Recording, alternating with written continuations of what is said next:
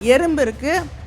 அதே போல அந்த ஏசாப் கதைகளில் வரும் சில்வண்டு ஒன்று இருக்கும். அந்த எறும்பிடம் இருக்கக்கூடிய அத்தனை, அது பத்திரப்படுத்தி வைத்திருக்கக்கூடிய அத்தனை பொருட்களையும் பிடுங்கி ஆடி திரிந்து கொண்டிருந்த அந்த சில்வண்டிடம் கொடுத்தால் அது எப்படிப்பட்ட நியாயம் இல்லையோ அதுதான் இன்று நமக்கு நடந்து கொண்டிருக்கிறது.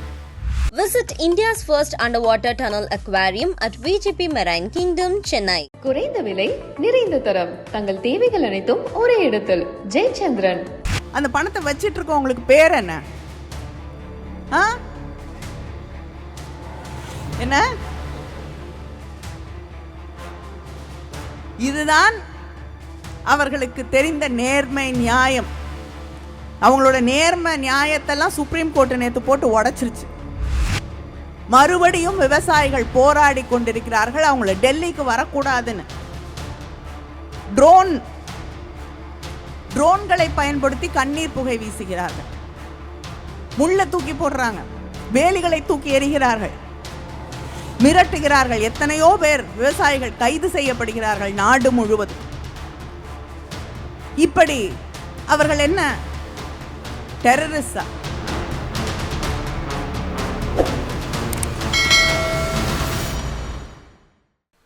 நம்முடைய முதலமைச்சர் அண்ணன் தளபதி அவர்கள் தொடர்ந்து ஒன்றியத்திலே இருக்கக்கூடிய பாஜக ஆட்சியின் கொடுமைகளை, அவர்கள் தொடர்ந்து ஜனநாயகத்தை நசுக்க நினைக்கக்கூடிய அந்த பொழுதுகளில் அதற்கு எதிராக எழக்கூடிய முதல் குரலாக இருப்பது நம்முடைய முதலமைச்சர் அண்ணன் தளபதி அவர்களுடைய குரலாகத்தான் இருக்கிறது. மத்தியிலே இருக்கக்கூடியவர்கள் எந்த சந்தர்ப்பத்தையும் விட்டுவிடாமல் அது ஒரு மசோதாவை கொண்டு வருவதாக இருக்கட்டும், அல்லது ஒரு திட்டத்தை கொண்டு வருவதாக இருக்கட்டும், அதில் அத்தனையும் மாநில உரிமைகளை, மாநில அடையாளங்களை அழிக்கக்கூடிய ஒவ்வொரு செயலையும் அதன் பின்னணியில் வைத்துச்சான் செய்கிறார்கள்.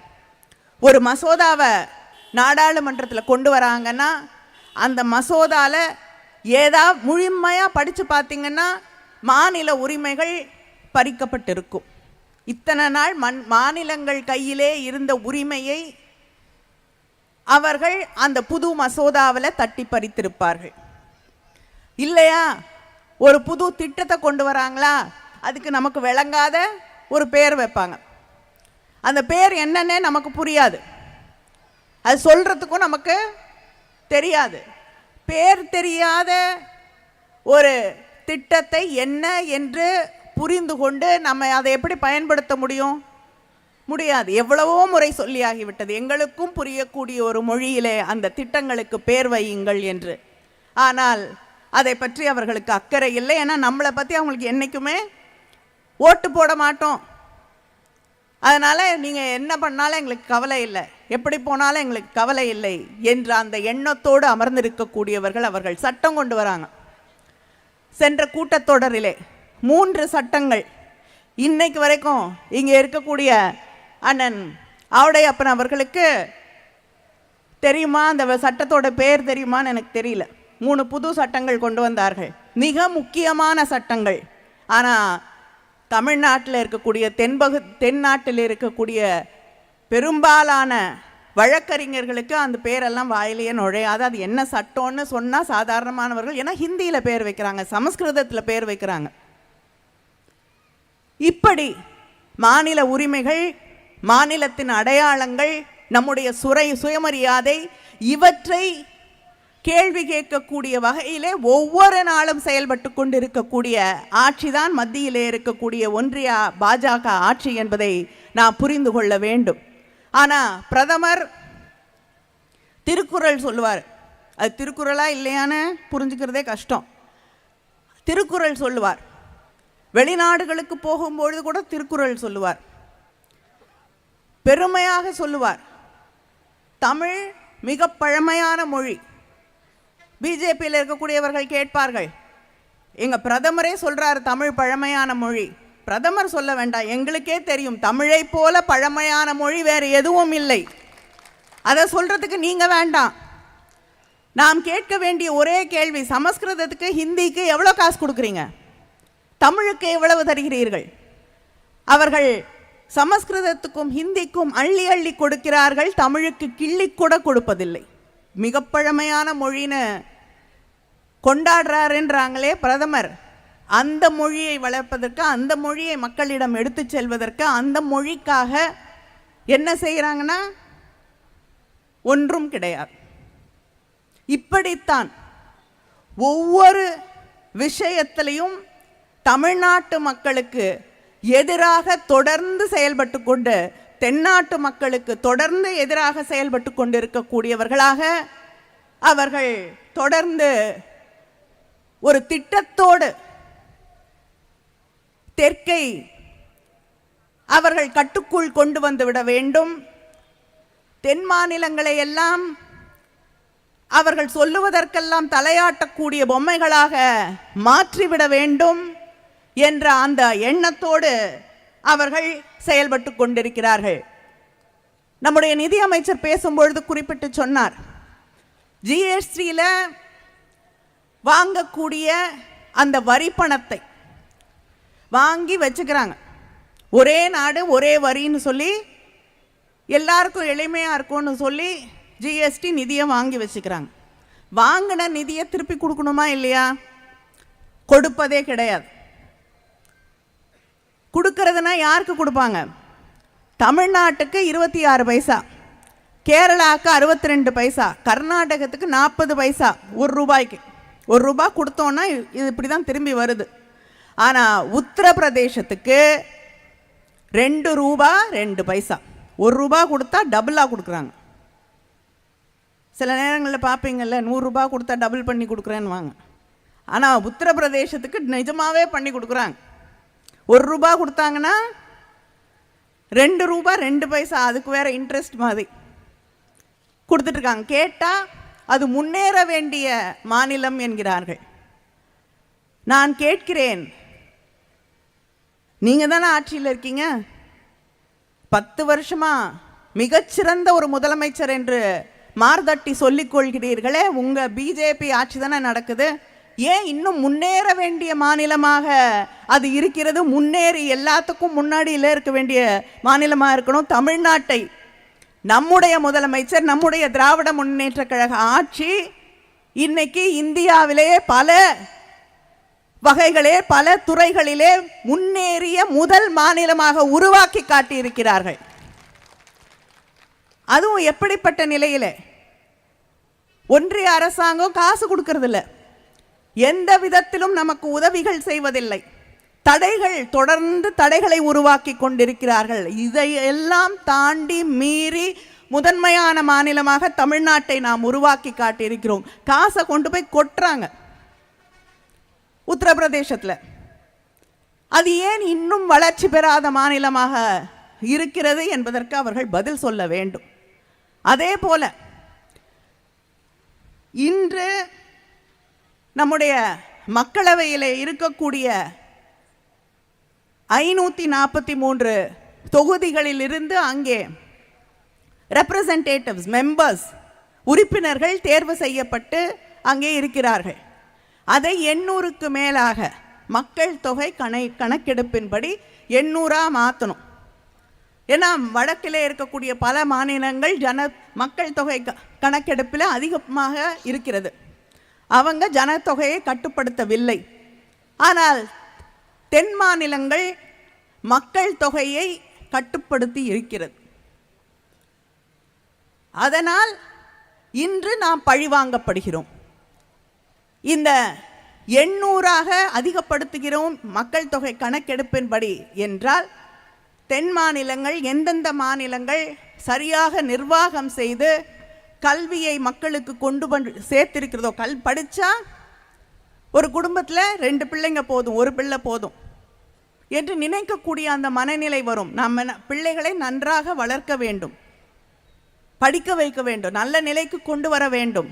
அதனால் அதிகமாக பிள்ளைகள் பெற்றுக்கொண்டால் அதற்கு வாய்ப்பு இருக்காது என்று அந்த பகுத்தறிவை உணர்ந்து கொண்ட மக்கள் மக்கள் தொகையை குறைத்திருக்கிறார்கள். ஆனால் இதை பற்றியெல்லாம் கவலைப்படாத மாநிலங்கள் மக்கள் தொகையில் அதிகமாக இருக்கு. உங்கள் எல்லாருக்கும் ஒரு கதை தெரியும், சின்ன வயசுலேருந்து நமக்கு சொல்லி தான் வளர்ப்பாங்க. எறும்பு இருக்குது, அதே போல் அந்த ஏசாப் கதைகளில் வரும் சில்வண்டு ஒன்று இருக்கும், சிக்காடான்னு சொல்லுவாங்க. குளிர்காலத்தில் எந்த உணவும் கிடைக்காது என்பதற்காக எறும்பு சுற்றி இருக்கக்கூடிய இடங்களிலெல்லாம் ஓடி அலைந்து திரிந்து உணவுப் பொருட்களை எல்லாம் சேகரித்து கொண்டு போய் பத்திரப்படுத்தி வைக்கும். ஆனால் அந்த சில்வண்டு சிக்காடா எதை பற்றியும் கவலைப்படாமல் ஆடி திரிந்து மகிழ்ச்சியாக பொழுதை போக்கி எதிர்காலத்தை பற்றி சிந்திக்காமல், யாரை பற்றியும் சிந்திக்காமல் அது மகிழ்ச்சி அடைந்து கொண்டிருந்தது. குளிர்காலம் வந்தபோது எறும்பிற்கு உணவு இருந்தது. ஆனால் அந்த சில்வண்டிற்கு உணவு இல்லை, தவித்து கொண்டிருந்தது. அது இயற்கையின் நீதி. அதுக்காக அந்த சில்வண்டை தவிக்க விடணும்னு சொல்ல, உதவி செய்யலாம், தவறில்லை. ஆனால் இன்று அங்கே இருக்கக்கூடியவர்கள் அந்த எறும்பிடம் இருக்கக்கூடிய அத்தனை, அது பத்திரப்படுத்தி வைத்திருக்கக்கூடிய அத்தனை பொருட்களையும் பிடுங்கி ஆடி திரிந்து கொண்டிருந்த அந்த சில்வண்டிடம் கொடுத்தால் அது எப்படிப்பட்ட நியாயம் இல்லையோ அதுதான் இன்று நமக்கு நடந்து கொண்டிருக்கிறது. கஷ்டப்படுது, கொஞ்சம் கொடு, உதவி செய் என்றால் தமிழர்கள் என்றுமே அதற்கு தயங்க மாட்டார்கள். ஆனால் உங்ககிட்ட இருக்கக்கூடிய அத்தனையும் நான் ஜிஎஸ்டின்னு சொல்லி பிடுங்கிட்டு போய் யூபிக்கு கொடுப்பேன், மற்ற மாநிலங்களுக்கு கொடுப்பேன், உனக்கு திருப்பி கொடுக்க மாட்டேன் என்றால் அது எந்த விதத்திலே நியாயம் என்பதை நாம் கேட்க வேண்டும். வெள்ளம் வந்தது, சென்னையிலே மிகப்பெரிய வெள்ளம், மக்கள் எல்லாம் பாதிக்கப்பட்டார்கள். அங்கே இருக்கக்கூடிய வியாபாரிகள், சாதாரண சாமானிய மக்கள், இவர்களெல்லாம் மிக மோசமாக வாழ்வாதாரம் பாதிக்கப்பட்டு தெருவிலே நின்றார்கள்.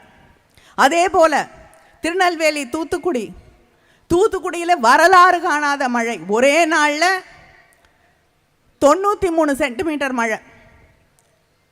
ஏரி குளங்கள் எல்லாம் உடைந்து வீடுகளுக்குள் புகுகிறது. கிராமங்களில் இருக்கக்கூடிய மக்களை எப்படி சென்று அவர்கள் இருக்காங்களா இல்லையா, எப்படி இருக்காங்கன்னு பார்க்க முடியாத அவ்வளவு மோசமான ஒரு நிலை. சாலைகள் அடித்து கொண்டு போய் விவசாய நிலங்களிலே புழுதியை, மண்ணை, கல்லை வாரி இறைத்திருக்கிறது. இப்படிப்பட்ட வரலாறு காணாத, நினைத்து பார்க்க முடியாத ஒரு அழிவு. ஆனால் இன்று வரை சென்னை மழை வெள்ளத்தை பார்க்க டிஃபென்ஸ் மினிஸ்டர் வரார், ராஜ்நாத் சிங் அவர்கள்.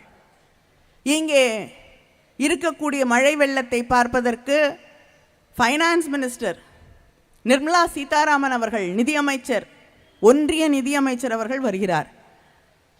அவரோடு அனுப்பப்பட்டது தமிழகத்தின் நிதியமைச்சர் அவர்கள்.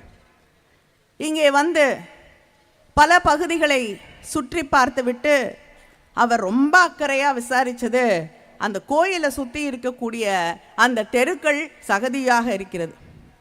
அங்கே இருக்கக்கூடிய குருக்களுக்கு என்ன சம்பளம் கொடுக்குறாங்க?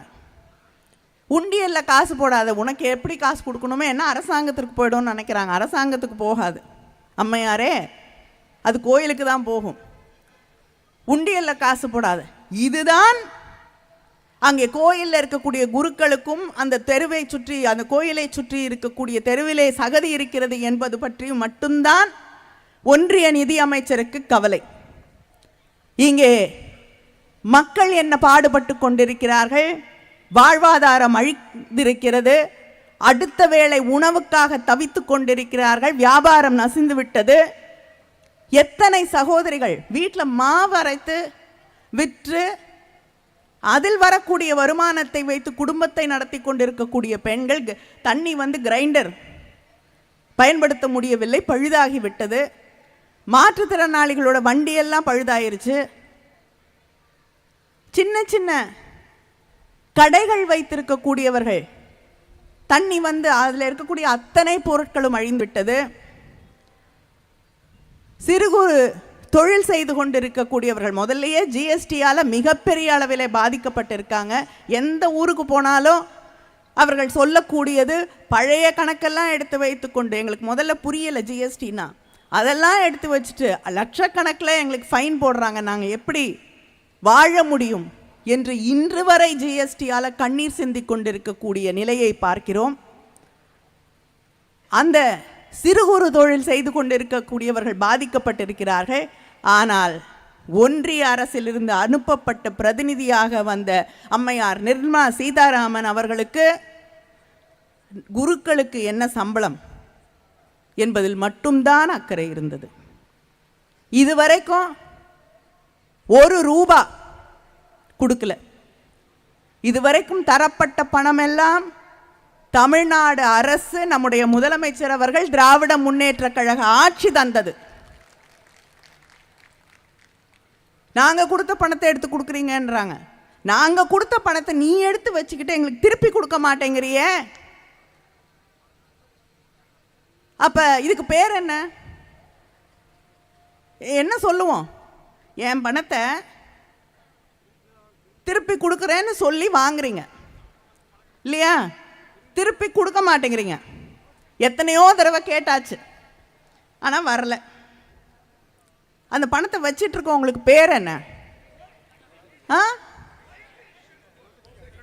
என்ன? இதுதான் அவர்களுக்கு தெரிந்த நேர்மை நியாயம். அவங்களோட நேர்மை நியாயத்தெல்லாம் சுப்ரீம் கோர்ட்டு நேற்று போட்டு உடைச்சிருச்சு. தேர்தல் பத்திரங்கள், எலக்டோரல் பாண்ட்ஸ் புதுசாக கொண்டு வந்து ஒரு சட்டத்தை கொண்டு வந்து, எலக்ட்ரல் பாண்ட்ஸ்னா யாருக்கும் கணக்கு கொடுக்க வேண்டாம், யார் வேணாலும் ஒரு கட்சிக்கு எவ்வளோ வேணாலும் நிதி அளிக்க முடியும். ஆனால் ஒரு அரசாங்கம் வந்து எதிர்கட்சிக்கு காசு கொடுத்துருந்தீங்கன்னா எவ்வளோன்னு கண்டுபிடிக்க முடியும். ஆர்பிஐ அவங்களுக்கு பதில் சொல்லணும், அதை கண்டுபிடிக்க முடியும். கண்டுபிடிச்சி நீ ஏன் வந்து காங்கிரஸ்க்கு காசு கொடுத்த, ஏன் திமுக காசு கொடுத்த, திரிணாமுல் காங்கிரஸ்க்கு காசு கொடுத்தன்னு மிரட்ட முடியும். ஆனால் பொதுமக்கள் யாருக்கும் யார் ஒரு கட்சிக்கு என்ன வழங்குகிறார்கள், எவ்வளவு காசு தராங்கன்னு தெரியாது. இது நவீனமான ஒரு புதிய முறையிலே ஏறத்தாழ லஞ்சம் வாங்குற மாதிரி தான். ஏன் கொடுத்தாங்க, எதுக்கு கொடுத்தாங்க அப்படின்ற விளக்கம் எல்லாம் கிடையாது. பிஜேபிக்கு கிடைத்திருக்கக்கூடிய 2018 கொண்டு வராங்க இந்த எலக்ட்ரல் பாண்ட்ஸை. 23 வரைக்கும் அவர்களுக்கு ஒரே கட்சி பிஜேபிக்கு கிடைச்சிருக்கக்கூடிய அந்த பணம் 6564 கோடி. எவ்வளோ? 6564 கோடி. இந்தியாவில் இருக்கக்கூடிய மற்ற அத்தனை கட்சிகள் எல்லாத்தையும் சேர்த்து போட்டு பார்த்தீங்கன்னா கூட, தனியாக இல்லை, எல்லா கட்சியும் சேர்த்து போட்டு பார்த்தீங்கன்னா கூட யாருக்கும் இந்த அளவுக்கு பணம் கிடைக்கல. இதை தவறு என்று நேற்று அவங்களுடைய நீதி, நேர்மை, நியாயம் தவறானது, செல்லாது, மக்களுக்கு எதிரானது என்று உச்சநீதிமன்றம் தீர்ப்பளித்திருக்கிறது. இப்படி தொடர்ந்து மக்களுக்கு எதிராக, ஜனநாயகத்திற்கு எதிராக, பெண்களுக்கு எதிராக இன்று உங்களுக்கு தெரியும், நாடாளுமன்றத்தில் விவசாயிகளுக்கு எதிராக சட்டங்கள் கொண்டு வரப்பட்டது. அந்த சட்டங்களை எதிர்த்து வெயில், மழை, குளிர்,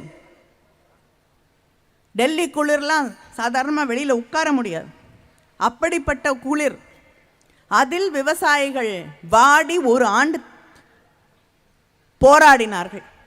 போராடிய பிறகு வேறு வழி இல்லாமல் ஒன்றிய அரசாங்கம் அந்த சட்டங்களை திரும்ப பெற்றது. என்னென்ன இன்னல்கள், என்னென்ன எதிர்ப்புகள் அந்த விவசாயிகள் சந்தித்தார்கள் என்றால், எத்தனையோ பேர் அந்த போராட்டத்திலே உயிரிழந்தார்கள். ஒரு அமைச்சர், பிஜேபி அமைச்சருடைய உறவினர் வண்டியை ஏற்றி விவசாயிகளை கொலை செய்தார். இதையெல்லாம் தாண்டித்தான் அந்த விவசாயிகள் தொடர்ந்து போராடி வெற்றி பெற்றார்கள். விவசாயிகளுக்கு எதிரான சட்டம். அதே போல நம்முடைய இஸ்லாமிய சகோதரர் சகோதரிகளுக்கு எதிரான CAA, அது மட்டும் இல்லாமல் தொழிலாளர்களுக்கு எதிராக சட்டங்கள், லேபர் கோட் லாஸ், அந்த லேபர் கோட் லாவை எப்படி அந்த மசோதாவை அவர்கள் கொண்டு வந்து பாஸ் பண்ணுறாங்கங்கிறத நீங்கள் புரிந்து கொள்ள வேண்டும். இந்த விவசாயிகளுக்கு எதிராக சட்டம் கொண்டு வரப்பட்டது மக்களவையிலே, மாநிலங்களவையிலே. அங்கே இருக்கக்கூடிய மாநிலங்களவையில் இருக்கக்கூடிய உறுப்பினர்கள் அதை எதிர்த்து போராடும் போது அத்தனை பேரும் அங்கிருந்து போராடியவர்கள் எல்லோரும் அங்கிருந்து அவையிலிருந்து நீக்கப்படுகிறார்கள். அதை எதிர்த்து மக்களவையிலே நாங்கள் கேள்வி கேட்கிறோம். கேள்வி கேட்டு அதற்கு பதில் இல்லை என்பதால் வெளிநடப்பு செய்கிறோம். வெளிநடப்பு, எதிர்க்கட்சியெல்லாம் வெளிநடப்பு செய்யக்கூடிய அந்த நேரத்தில் தொழிலாளர்களுக்கு எதிரான சட்டங்களை கொண்டு வந்து 5 நிமிஷத்தில் அதை நிறைவேற்றுகிறார்கள். இப்படி விவசாயிகள், தொழிலாளர்கள், சாதாரண சாமானிய மக்கள், தலித்கள் என்ற அத்தனை மக்களுக்கும் எதிராக செயல்பட்டு கொண்டிருக்கக்கூடிய ஒரு ஆட்சிதான் ஒன்றியத்திலே இருக்கக்கூடிய பிஜேபி ஆட்சி. அது மட்டும் இல்லை, இன்று மறுபடியும் அந்த சட்டங்கள், விவசாய சட்டங்கள் திரும்ப பெறப்பட்ட போது அவர்களுக்கு தந்த வாக்குறுதி, அடிப்படை ஆதார விலை MSP அதை வழங்குகிறேன், விவசாயிகளுக்கு ஓய்வூதியம் வழங்கப்படும் என்று அவர்களுக்கு ஒன்றிய அரசாங்கம் தந்திருந்த வாக்குறுதி. அவங்க வாக்குறுதி எதையுமே நிறைவேற்ற மாட்டாங்க. 15 லட்சத்துக்கு இன்னும் காத்துக்கிட்டு இருக்கோம் இல்லையா? அதனால் எந்த வாக்குறுதி நிறைவேற்ற மாட்டார்கள். ஆனால் விவசாயிகளிடம் தந்த வாக்குறுதி நிறைவேற்றப்படவில்லை. மறுபடியும் விவசாயிகள் போராடி கொண்டிருக்கிறார்கள். அவங்கள டெல்லிக்கு வரக்கூடாதுன்னு ட்ரோன்களை பயன்படுத்தி கண்ணீர் புகை வீசுகிறார்கள், முள்ளை தூக்கி போடுறாங்க, வேலிகளை தூக்கி எறிகிறார்கள், மிரட்டுகிறார்கள். எத்தனையோ பேர் விவசாயிகள் கைது செய்யப்படுகிறார்கள் நாடு முழுவதும். இப்படி அவர்கள் என்ன டெரரிஸ்டா? விவசாயிகள் நியாயத்தை கேட்பதற்காக இந்த நாட்டுக்கே உணவளிக்கக்கூடிய விவசாயிகள், அந்த விவசாயிகள் அவர்களுடைய கோரிக்கையை கேட்க மாட்டேன், அவர்களுடைய நியாயமான தரப்பை கேட்க மாட்டேன் என்று அவர்கள் மீது கண்ணீர் புகையை தூக்கி வீசிக்கொண்டிருக்கக்கூடிய ஒரு ஆட்சிதான் ஒன்றிய பிஜேபி ஆட்சி. Visit India's first underwater tunnel aquarium at VGP Marine Kingdom, Chennai. குறைந்த விலை, நிறைந்த தரம், தங்கள் தேவைகள் அனைத்தும் ஒரே இடத்தில். ஜெயச்சந்திரன். மின்னம்பலம்.com, தமிழின் முதல் மொபைல் பத்திரிகை.